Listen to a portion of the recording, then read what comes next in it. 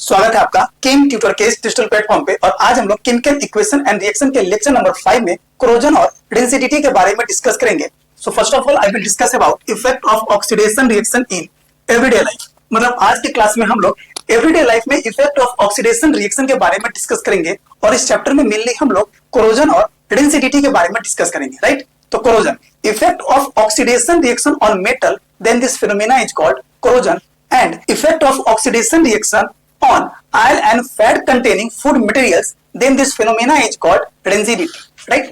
आगे समझिए, oxidation has damaging effect on metal as well as food। मतलब oxidation जो होते हैं वो एक डैमेजिंग इफेक्ट जनरेट करते हैं मेटल पे एज वेल एज फूड पे। जब मेटल पे डैमेजिंग इफेक्ट जनरेट करेंगे तो उस फिनोमेना को हम लोग क्या कहेंगे, कोरोजन। जबकि फूड मटेरियल पे जब डैमेजिंग इफेक्ट जनरेट करेंगे तो उस फिनोमेना को हम लोग क्या कहेंगे, डेंसिटी। क्या कहेंगे, density, right. The damaging effect of oxidation, मतलब ऑक्सीडेशन का डैमेजिंग इफेक्ट, ऑक्सीडेशन का डैमेजिंग इफेक्ट जब मेटल पे आएंगे तब उस फिनोमेना को हम लोग क्या कहेंगे, कोरोजन। मतलब इसका स्टडी करेंगे एक कोरोजन के वर्ड से, right. And that on food is studied as density. जब ये oil and fat containing food material पे ऑक्सीडेशन का डैमेजिंग इफेक्ट जब जनरेट करेगा तो उस फिनोमेना को क्या कहेंगे, डेंसिटी। और इस टॉपिक में हम लोग डेंसिटी के टर्म से स्टडी करेंगे, right. Thus there are two common effects of oxidation reaction which we observe in daily life। First कौन सा है, तो corrosion of metal, and second कौन सा है, तो डेंसिटी ऑफ फूड। मतलब corrosion of metals and density of food के बारे में आज की क्लास में हम लोग डिस्कस करेंगे, राइट। तो फर्स्ट टॉपिक है आपका कोरोजन के बारे में डिस्कस करेंगे। तो corrosion is a process in which metals are eaten up gradually by the action of air, moisture और a chemical such as an acid on their metallic surface. मतलब corrosion एक प्रोसेस है जिसमें मेटल जो होते हैं वो ग्रेजुअली, बोले तो धीरे धीरे नष्ट होते हैं। कब, जब मेटल को रिएक्ट करवाते हैं एयर से, मॉइस्चर से या किसी chemical such as an acid on their surface. मतलब मेटल को जब हम लोग ऑक्सीडाइज करेंगे, इट मींस दैट मेटल का रिएक्शन जब करवाएंगे हम लोग किससे, atmospheric agent like air, oxygen, moisture या किसी केमिकल सच एंड एसिड के साथ, तो मेटल जो होंगे वो ऑक्सीडाइज हो जाते हैं। जब वो ऑक्सीडाइज होंगे तो मेटालिक सरफेस जो रहेंगे, मेटल के सरफेस जो रहेंगे वो धीरे धीरे नष्ट होते जाएंगे। तो इसी प्रोसेस को हम लोग क्या कहेंगे, corrosion, right. Corrosion is caused mainly by the oxidation of metal. और इसका मेन कॉज जो होते हैं कोरोजन का वो ऑक्सीडेशन ऑफ मेटल। मतलब मेटल को जब आप ऑक्सीडाइज करवाओगे तो उसका प्रोसेस जो कहलाता है कोरोजन, क्योंकि मेटालिक सरफेस जो होते हैं धीरे धीरे नष्ट होते जाते हैं, right. Rusting of iron metal is the most common form of corrosion. Of rusting of iron metal, मतलब आयरन मेटल का रस्टिंग जो होते हैं वो मोस्ट कॉमन फॉर्म जो है किसका है, कोरोजन का है, राइट। और भी समझिए कोरोजन के बारे में। Rusting of iron is a chemical process where iron reacts with oxygen. मतलब रस्टिंग ऑफ आयरन, आयरन का रस्टिंग जो होते हैं एक केमिकल प्रोसेस है। क्या है, एक केमिकल प्रोसेस है जहां आयरन जो होते हैं ऑक्सीजन के साथ रिएक्ट करते हैं in the presence of moisture, then resulting in the formation of a reddish brown substance. मतलब रस्टिंग ऑफ आयरन एक केमिकल प्रोसेस है जहां आयरन जो होते हैं वो ऑक्सीजन के साथ रिएक्ट करते हैं in the presence of moisture, और वो क्या बनते हैं, रेडिश ब्राउन सब्सटेंस का फॉर्मेशन करते हैं, राइट। तब इसी को हम लोग क्या कहते हैं, rust, okay. And this phenomena is called rusting of iron, and rusting of iron is the most common form of corrosion, okay, which is hydrated iron third oxide. और ये जो रेडिश ब्राउन सब्सटेंस जो होते हैं वो hydrated iron third oxide कहलाते हैं। Means rusting of iron is the corrosion of iron. Iron का कोरोजन ही कहलाता है क्या है, रस्टिंग ऑफ आयरन। समझिए, ये आपका क्या है, आयरन है, और ये क्या है आपका, ऑक्सीजन है, ठीक है। और ये वाटर मोलिक्यूल है, तो ये समझ लीजिए कि मॉइस्चर है, ठीक है। और ये क्या है आपका, hydrated iron third oxide, hydrated iron third oxide. सब कुछ समझिए आप। क्या लिखा हुआ है, where iron reacts with oxygen, iron को क्या करवाया जा रहा है, ऑक्सीजन के साथ रिएक्ट करवाया जा रहा है in the presence of moisture, moisture बोले तो वहां पे नमी है, मतलब वाटर मोलिकुल्स है। Then hydrated iron third oxide, मतलब ये जो आयरन है इसका आयरन का ऑक्सीडेशन स्टेट जो रहेगा वो +3, क्योंकि यहाँ पर ऑक्सीजन पे क्या है और एक ऑक्सीजन पे -2 चार्ज, तो 3 ऑक्सीजन है, तो यहाँ पर 3 ऑक्सीजन होने के कारण -6 चार्ज रहेंगे, और यहाँ पर एक पे +3 तो यहाँ पर 2 है, तो यहाँ पर पूरा चार्ज क्या होगा +6। इसका मतलब आयरन पे चार्ज जो रहेंगे वो +3, तो और यहाँ पर जो है वाटर मोलिकुल के साथ ये कंपाउंड है, it means that hydrated iron third, और ये जो है ऑक्साइड है।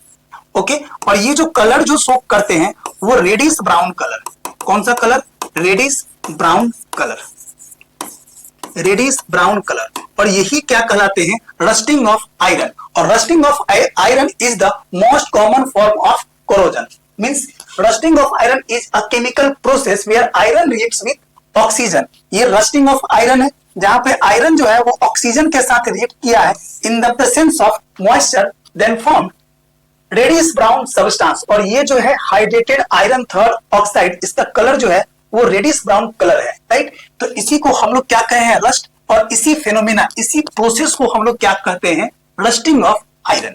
ओके, आगे समझिए कोरोजन के बारे में। फ्रॉम एनसीईआरटी बुक से, you must have observe that iron articles are shiny when new, मतलब आप लोगों ने ऑब्जर्व किए होंगे कि आयरन आर्टिकल्स जब न्यू होते हैं तो उसके सरफेस जो होते हैं वो शाइनिंग सरफेस के होते हैं, but get coated with a reddish brown powder when left for some time, मतलब जब आप आयरन न्यू वाले आयरन आर्टिकल्स को कुछ समय के लिए एयर के कांटेक्ट में या एसिड के कांटेक्ट में या मॉइस्चर के कांटेक्ट में छोड़ देते हैं तो मेटल के सरफेस जो होते हैं वो रेडिश ब्राउन पाउडर से कोटेड हो जाते हैं। तो इसी प्रोसेस को हम लोग सामान्यतः क्या कहते हैं, रस्टिंग ऑफ आयरन।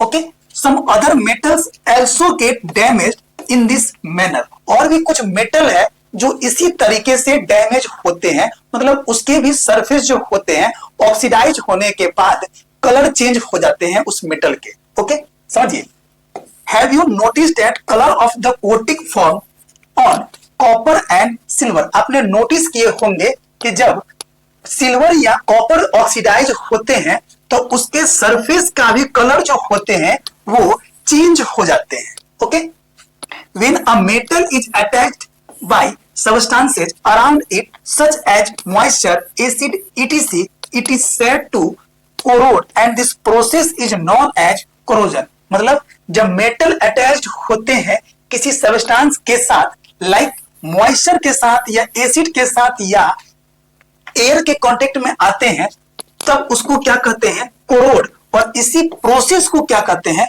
कोरोजन। मतलब जब मेटल ऑक्सीडाइज होते हैं एयर के कांटेक्ट में आकर, एसिड के कांटेक्ट में आकर या मॉइस्चर के कांटेक्ट में आकर, तब हम लोग क्या कहते हैं, उस मेटल का मतलब वो मेटल जो है वो कोरोड हो गए, और इसी प्रोसेस को क्या कहते हैं, इसी फिनोमेना को क्या कहते हैं, corrosion. Right, the black coating on silver and the green coating on copper are other example of corrosion, मतलब अगर सिल्वर पे ब्लैक कोटिंग अगर आ गया तो वो सिल्वर का क्या है, कोरोजन है, या अगर कॉपर पे ग्रीन कलर का कोटिंग आ गया तब हम लोग क्या कहेंगे कि वो क्या है, कॉपर का कोरोजन है। मतलब the black coating on surface and green coating on copper are other example of corrosion. और आयरन पे कौन सा कोटिंग जाएगा, तो रेडिश ब्राउन कलर का अगर कोटिंग आएगा तो वो भी क्या रहेगा, कोरोजन का एक एग्जांपल।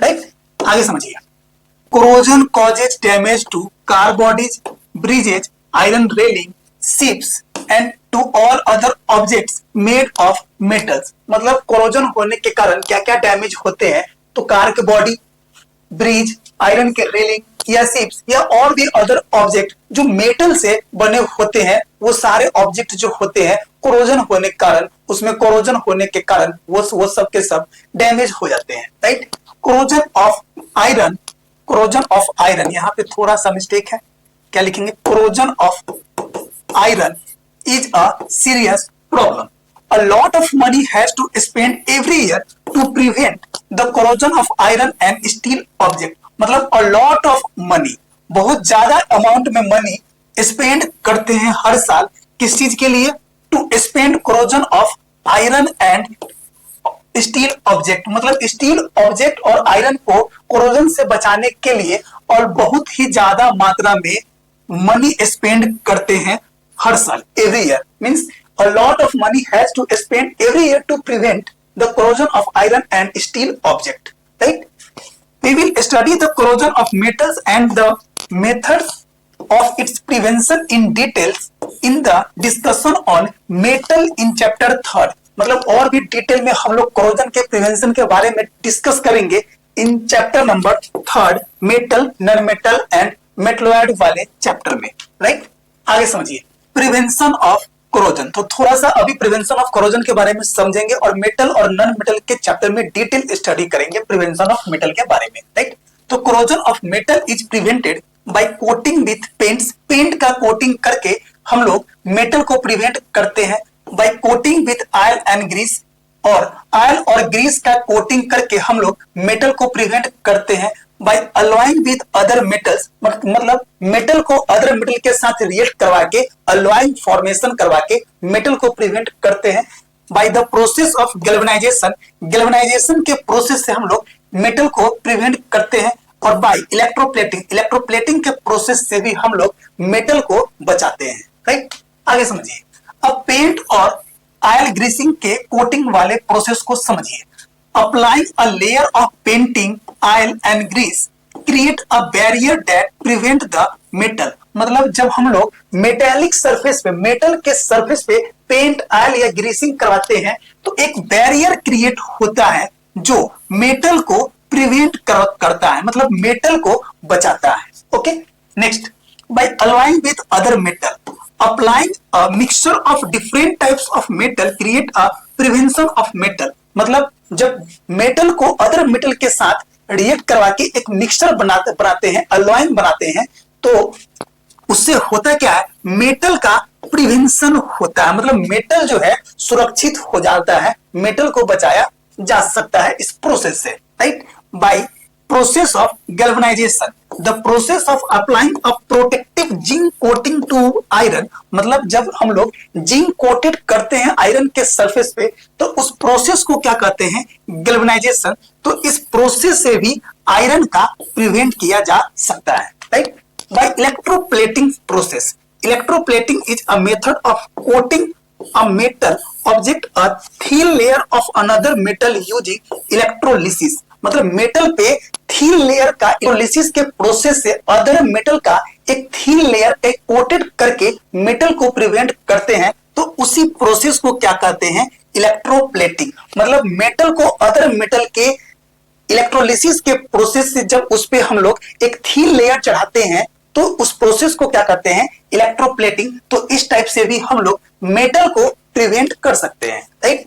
नेक्स्ट टॉपिक है आपका रेंसिडिटी के बारे में। तो रेंसिडिटी क्या होता है, effect of oxidation reaction on oil and fat containing food materials, then this process is known as rancidity. Okay, समझिए oxidation also has damaging effect on food containing fats and oil. मतलब oxidation जो होते हैं वो fat and oil containing food material पे भी damaging effect generate करते हैं। Okay, when the food materials prepared in fats and oil are kept for a long time, जब oil and fat containing food material को long time के लिए कहीं पे रख देते हैं तब उसमें क्या होता है, they start giving unpleasant smell and taste, which give unpleasant smell and taste are said to have become rancid। मतलब तब उसमें क्या होता है, एक नापसंद, अनप्लीजेंट मतलब नापसंद स्मेल और टेस्ट उसमें आने लगता है, वो देने लगता है, तब वो अनप्लीजेंट स्मेल एंड टेस्ट को ही हम लोग क्या कहते हैं, रेंसिड। और इसी प्रोसेस को, इसी फिनोमेना को हम लोग क्या कहते हैं, rancidity, right. Rancidity is called विकृत गंधिता इन हिंदी। मतलब विकृत गंधिता हिंदी में कहते हैं किसको, रेंसिडिटी को, राइट। आगे समझिए रेंसिडिटी के बारे में। डेंसिटी को समझेंगे फ्रॉम एनसीईआरटी बुक से। मतलब एनसीईआरटी के बुक में डेंसिटी के बारे में क्या लिखा हुआ है उसको हम लोग अब अंडरस्टैंड करेंगे। हैव यू एवर टेस्टेड और smelled the fat and oil containing food materials left for a long time. मतलब जब आप फैट या ऑयल कंटेनिंग फूड मटेरियल को लॉन्ग टाइम के लिए रखते हैं तब उसमें टेस्ट या स्मेल किस तरह का हो जाता है, ठीक है। When fats and oil are oxidized, they become rancid. जब fats and oil containing food material oxidise हो जाते हैं तब उसे हम लोग क्या कहते हैं, rancid. And their smell and taste change, और उसमें क्या होते हैं, उसके fat and oil containing food material के टेस्ट और स्मेल जो हो जाते हैं वो चेंज हो जाते हैं, ठीक। Usually substances which prevent oxidation, मतलब उस सब्सटेंस के ऑक्सीडेशन से बचाने के लिए हम लोग क्या करते हैं, एंटीऑक्सीडेंट को ऐड करते हैं, added to food containing fats and oil. मतलब ऑक्सीडेशन से बचाने के लिए एंटीऑक्सीडेंट बोले तो रिड्यूसिंग एजेंट को ऐड करते हैं fat and oil containing food material में, right. Keeping food in air tight containers help to slow down oxidation, मतलब ऑक्सीडेशन से बचाने के लिए, रेंसिडिटी से बचाने के लिए हम लोग करते क्या है, air tight container helps to slow down oxidation, मतलब उस fat containing and oil containing food material में टाइटली एयर को भर देते हैं, टाइटली एयर से उसको क्या करते हैं, फिल कर देते हैं, तो ऑक्सीडेशन जो होते हैं वो स्लो डाउन, मतलब उस समय के लिए ऑक्सीडेशन उसमें नहीं हो पाती है, right. Do you know that chips manufacture usually flush bag of chips with gas such as nitrogen to prevent the chips from getting oxidized। क्या आप जानते हैं कि जो फूड मटेरियल जो होते हैं चिप्स वाले, उसमें ऑक्सीडेशन से बचाने के लिए हम लोग नाइट्रोजन गैस फिल करते हैं ताकि वो जो हो उसमें फूड जो हो ऑयल एंड फैट कंटेनिंग उसमें का ऑक्सीडेशन ना हो पाए, राइट। आगे समझिए, प्रिवेंशन ऑफ डेंसिटी, मतलब डेंसिटी के प्रिवेंशन के बारे में अब हम लोग डिस्कस करेंगे, राइट। समझिए, density can be prevented by adding antioxidant to food containing fats and oils, मतलब fat and oil containing food material को बचाने के लिए, मतलब डेंसिटी से बचाने के लिए करते क्या है, एंटीऑक्सीडेंट एजेंट को हम लोग ऐड करते हैं, मतलब रिड्यूसिंग एजेंट को ऐड करेंगे, okay.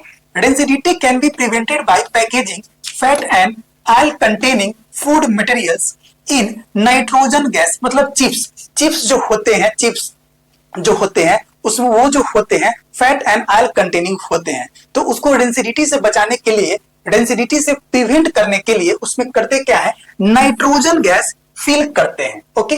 Density can B retarded by keeping food in a refrigerator, मतलब फैट कंटेनिंग या ऑयल कंटेनिंग फूड मटेरियल को बचाने के लिए हम लोग क्या करते हैं, रेफ्रिजरेटर का यूज करते हैं, okay.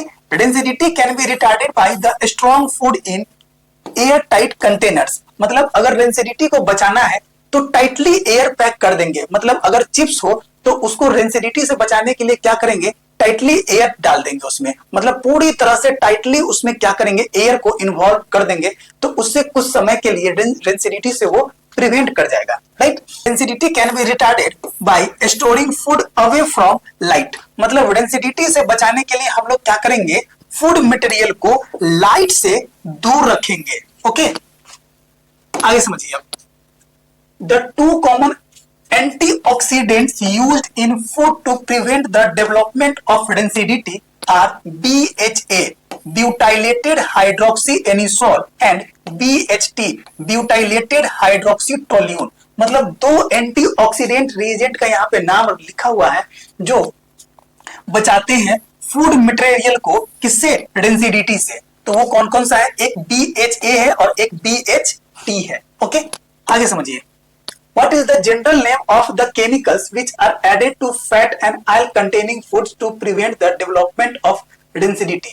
General name of the chemicals, general names of chemical which are added to fat and oil containing to prevent the development of density. तो general name क्या है, एंटीऑक्सीडेंट। एंटीऑक्सीडेंट बोले तो रिड्यूसिंग एजेंट को हम लोग ऐड करते हैं, रिड्यूसिंग एजेंट को हम लोग ऐड करते हैं, मतलब डेंसिटी से बचाने के लिए, ओके।